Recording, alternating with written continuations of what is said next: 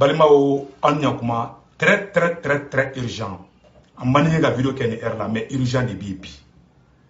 Il y a une vidéo là, mais date fort, billet dimanche 12 juin 2022. Mbalimao, nouvelle follow du meunier, comme Mali Sorasouye, à l'enfant, pas de Soro, Menaka, Mali Niger frontière là. Période de Fanango, président Assimité Klongela.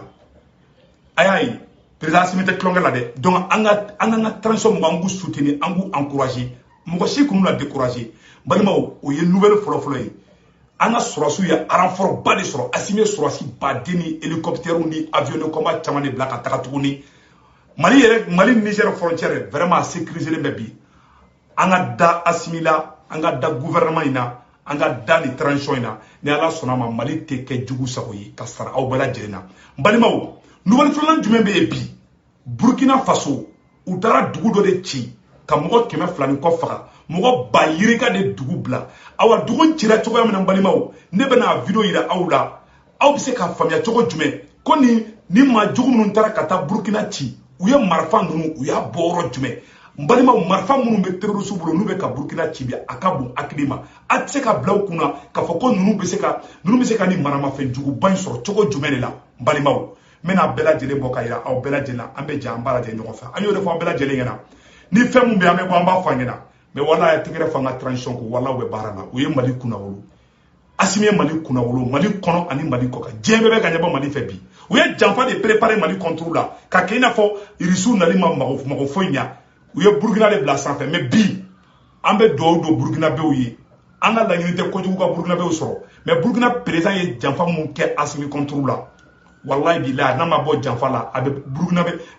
n'a ma taa Irisiw nɔfɛ wallahi Burkinabé to a bɛ taga jiwoyo fɛ hala tɛmɛ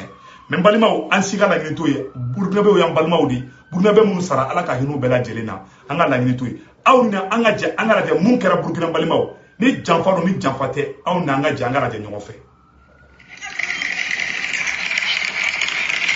terroriste minnu taara Burkina ci a y'a lajɛ marifa minnu b'u bolo dugu kunturu kelen terroriste taara ci ka gendarme mɔgɔ 11 faga sisan tuguni an y'a mɛn k'u ye attaque wɛrɛ kɛ Burkina dugu wɛrɛ la tuguni ka taga mɔgɔ 6 fana faga yen u bɛ ka Burkina fan bɛɛ attaque bi aw yɛrɛ ka lajɛ Mbalimaw maramafɛn jugu minnu bɛ terroriste bolo ka Burkina ci aw ni ala cɛ u ye nin bɔ yɔrɔ jumɛn aw n'an ka jɛ an ka lajɛ ɲɔgɔn fɛ an ka tila ka décortiquer Mbalimaw nin tɛ tulonkɛ ye bilen dɛ mais malien bɛɛ k'i da ka sinɔgɔ Assimi tilala ka baara la mais mun bɛ ka kɛ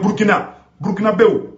ala k'an to ɲɔgɔn ye an gɛnna an bɛɛ balimama kelen de mais n'a ka président ma i sen bɔ Faransi sen na fo k'aw sa o tɛ bɔ nin nɔgɔ la bilahi an ka lajɛ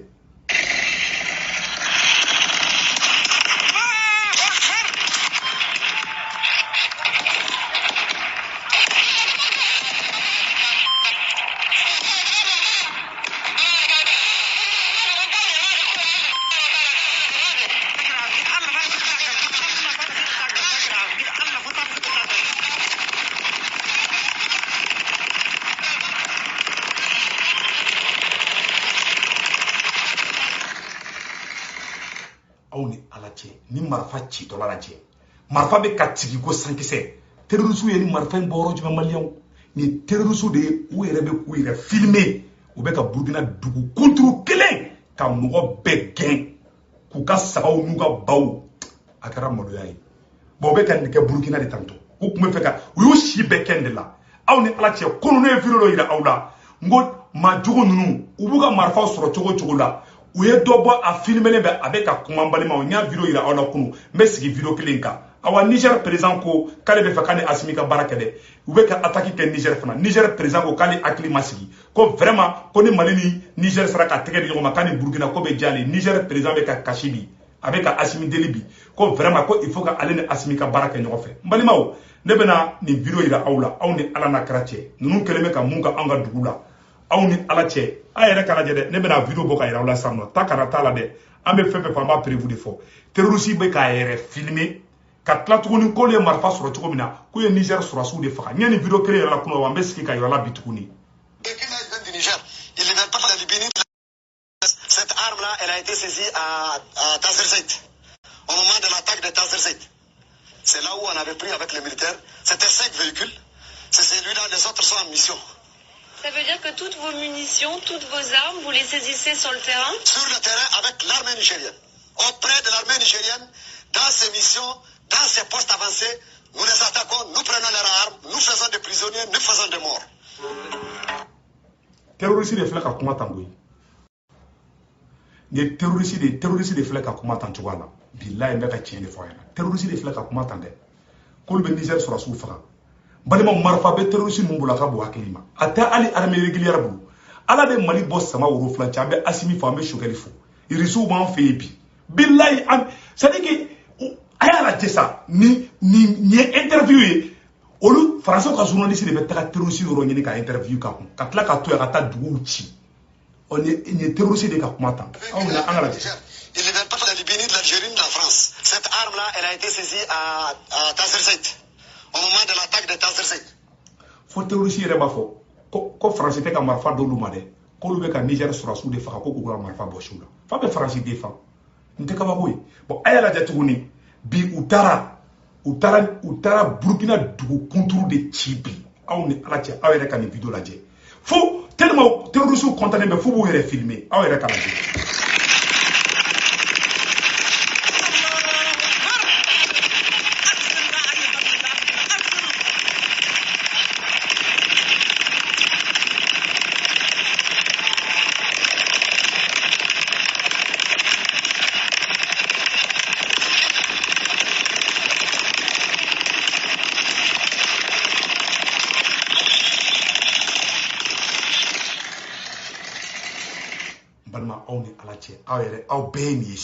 Tout le monde vient de voir ça. C'est des armes très puissantes. Malion terroristes ben boro du ça. Ou be gatara France wula Macron wula kale betara marfa di Ukraine président. Ukraine président ko marfa masale made awa marfa ntlanche ou be ko dengu beta marfa di ko Ukraine ko ka Ukraine deme. Ou bu denga na nuye Sahel ladi. Ou be na nuye ko dini mo wondema. Kale ngana bande ni kale bana trop France betaka. Imae ayere kala jede. Vous voyez ce qu'ils sont en train de faire. C'est-à-dire que en a cru toi yero ko songo malion ma. Wallahi na ma fara nyogo ngante se France là. Ni ayo yes usara ka Mali résistance coloniale kela. Ou usara samurula. Ou yes samuruli babe ma de bla nyogona. Oro ko so an nan ko mani nyogo nga fara nyogo kan. Mo si kelen se ka Mali libéré mais sigi kuma nga.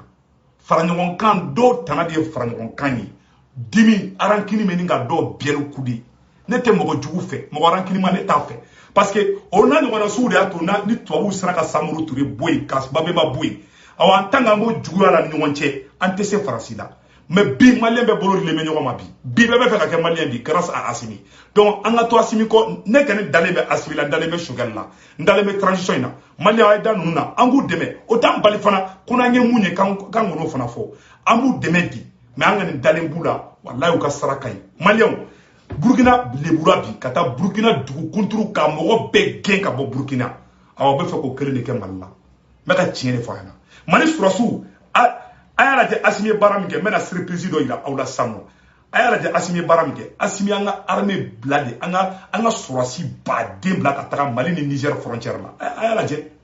a photo fleni et puis France be ka galon do fana tege kale be ka mogo munu be menaka comme Mali ni Niger frontière la France tara galombano tege ko lube ka taga conteneur do fa ko tanki munu ni mogo be sha kono ko yo kemen nani ko yo dlango di mogo ma o ben galon kuma di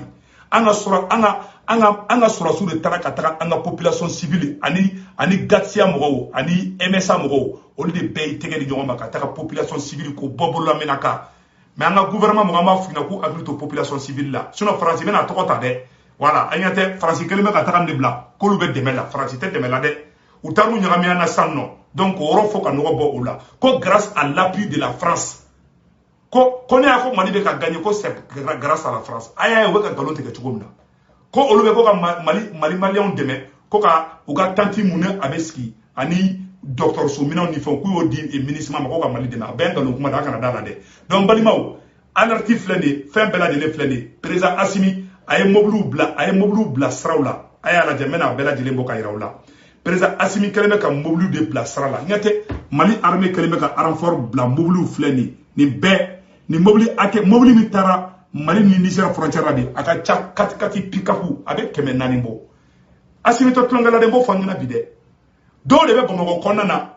ube fe ka Francis sabo de ke ube ka ambla distraction kona ayo kolosula mbesigi kumainga ayo twanga transition ko Mali mo be femuna bi ou ye sécurité de alhamdoulilah sécurité be ka avancer munu nyanga jamana dambe boala munu nyanga jamana tien ka ci ka ke Francis Saboyi o mo kelon ou te fe ka dabla alibi o mo kelon de babo dongodo malo priga gele sogoro priga gele ah vraiment ni tinikera chakajan madoujan anyo de fo bela jelna malé chikana décourager anga continent nga bara fait ni ala sonama mali be bo mali te ke jugu si Saboyi anye information do sur ça non ko Ukraine problème na ko farafin minnu bɔra Ukraine n'u kun bɛ kalan na Ukraine n'u sigira ka taga Faransi u bolila Ukraine kɛlɛ ɲa k'u bɛ taa Faransi les immigrés africains minnu bɔra Ukraine ka taa Faransi ko Faransi bɛ k'olu fana gɛn ka bɔ Faransi bi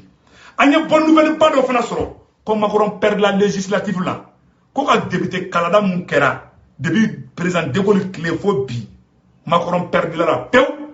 Macron fanga yɛrɛ tɛ Macron bolo bilen Faransi a kɛli kɛra président kulukutu kalakata di a tɛ se ka foyi k'a yɛrɛ ma an y'a mɛn ko Mélenchon ka parti mɔgɔw ani parti tɔ ninnu ye coalition de kɛ ko Macron perd la élection législative la président kɛni don mais force foyi t'a la a tɛ se ka foyi kɛ bilen donc Mali a kɛ segukaw ye duwawu min don an bɛ Sego Lassana Kane fo an bɛ Ashrifu Sarafa Ɲoro an ka karamɔgɔ ɲuman b'a fo an bɛ Mayin Ouattara fo an bɛ Koyita fo an bɛ fɛnkɛ comment on appelle la Ousmane Seri Marane Aïdara an b'o fana fo an bɛ Mali karamɔgɔ ba bɛɛ lajɛlen fo ani Sego Lassana Kane depuis segukaw ka mɔgɔ ba segukaw ye duwawu fɛn fɛn don ala y'a bɛɛ minɛ ala ka barika don Segu la ala ka barika don segukaw la ala ka barika don maliyɛn den bɛɛ lajɛlen na maliyɛnw n bɛna fɛn dɔ fana yira aw la an y'o de fɔ a bɛɛ lajɛlen na n ko Asimi tɛ tulonkɛ la Asimi bɛ baara de la donc o tɛmɛnen kɔfɛ ka b'a la an ye nin information minnu sɔrɔ an bɔra ka nin de yira aw bɛɛ lajɛlen na ka fɔ Burkina bi u kɛlen bɛ ka taa attaque de kɛ Burkina bi n tɛ dogo aw la dɛ u kɛlen bɛ ka taa attaque de kɛ awa terroriste minnu ye attaque kɛ marifa minnu b'u bolo maliyɛn bilahi talahi marifa puissant minnu don mais u tɛ se Mali la a y'aw da ka sinɔgɔ wala u tɛ se hali n'u pakɛ u tɛ se Mali la i m'a ye tellement u ye Burkina bɛɛ la maloya u ye Burkina sɔrɔsi bɛɛ gɛn ka gendarme faga ka mɔgɔw gɛn k'u fo terroriste kɔntan kojugu f'u b'u yɛrɛ filmer an yɛrɛ k'a lajɛ.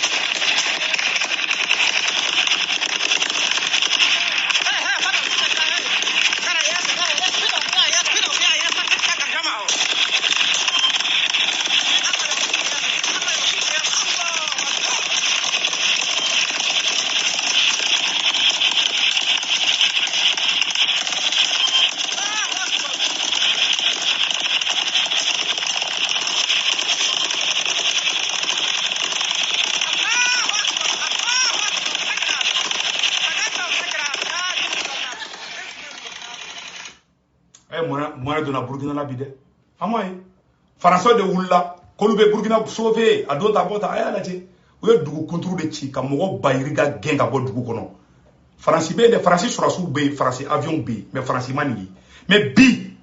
ni teke ngo Asimi monnaie bo dinde sa Asimi monnaie de boana malien nyo de fo bela jerina wallahi ala donc ambe do de don hali bi mun kɛra Burkina bew la a ma diya ne ye ne tɛ ka video yira ko n bɛ ka a kɛ k'a diyara ne a ma diya ne dɛ n bɛ ka yira Burkina bew la de Faransi tɛ k'u dɛmɛ awa Faransi tɛ nana Burkina dɛmɛ fana awa Faransi kɛtɔ tɛ k'u dɛmɛ fana ça c'est clair comme l'eau de roche ni Burkina bɛ wuli u ka taa irisiw nɔfɛ u ka taa irisiw nɔfɛ bilahi talahi ni ala na kira cɛ wallahi a tɛ ɲɛ u bolo o ye janfa de préparer Mali contre la k'a kɛ i n'a fɔ Burkina bɛ ka yɛlɛ sanfɛ sa ko Mali bɛ ka jigin dugu ma ou la wagati la ko l'armée burkinabé monte en puissance ko France be ka Burkina demain mais bi tiema bangeya mogo jugu ye mogo jugu de ou lu ke ba sikero ya kukara de non ce n'est pas mon souhait qu'a fait qu'on est Burkina soro aujourd'hui je pleure aujourd'hui je suis très fâché de ce qui est arrivé à mes frères burkinabés mais président Burkina président janfanti de do ay janfa de ke après aka dugu beti ke Asimi dro ni kera Asimi c'est fini. Mais ni ma Asimi, ni ko kibe Asimi fait notre c'est très grave. Maliens y embargo tout ka yele Assimi fait. Maliens malgré que ma embargo banca, ambe kan ngoso de Assimi, ambe kan discipline de Assimi.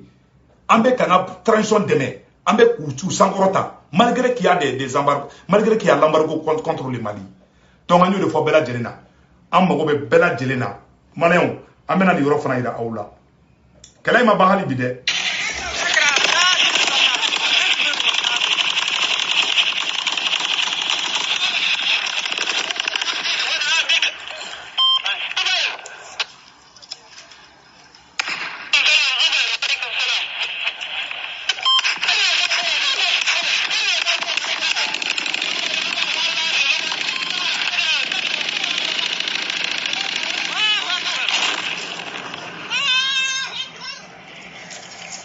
On est à la tienne, ni marafa griman baw de faire terrorisme. Faut vous filmer,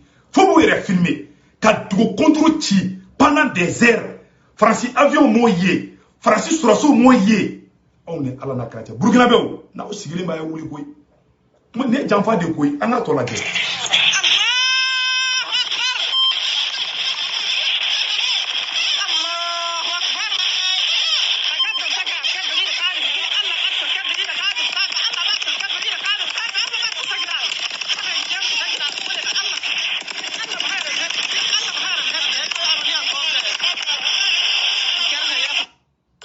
Bon, comment bela jele fla anya prosamno. Inte mene ko ka bala. Général Makoso fana kumana. A koko malgré que embargo be Malika. Malgré que embargo be Malika. Malien dem bela jele me ki disi kusini Assimi muna parce que Mali be ka libéré. Assimi embargo to onka. Ka jimini ka di Malien wa. Assimi embargo to onka. Ka fourage aussi. Assimi embargo to onka. Ka Mali dugu libéré. Mali dugu keme woroni ko de libéré là grâce au maréchal Assimi. Malgré que embargo banca, Maliens be yele dongodo, malgré que embargo banca, Maliens be tekere fala dongodo, malgré que embargo banca, Maliens nison jalendo, Maliens wasalendo, awa Maliens nyebonete mo chife. Ne ma fo le général Makoso dafo. O ba yira ka fo ko mo mun mankuna, horon de do, mo mun mankuna, anga ngu demedi, mais mo mun be farasi ka barala, mo mun niwe jamana nchi, no be fe kana sigit kun kana jamana nchi tukuni, olu tise ka ke Assimi fe fo ka dien fara la haraka. Voilà la vérité. Maliens mena Makoso ka yoro ira aula.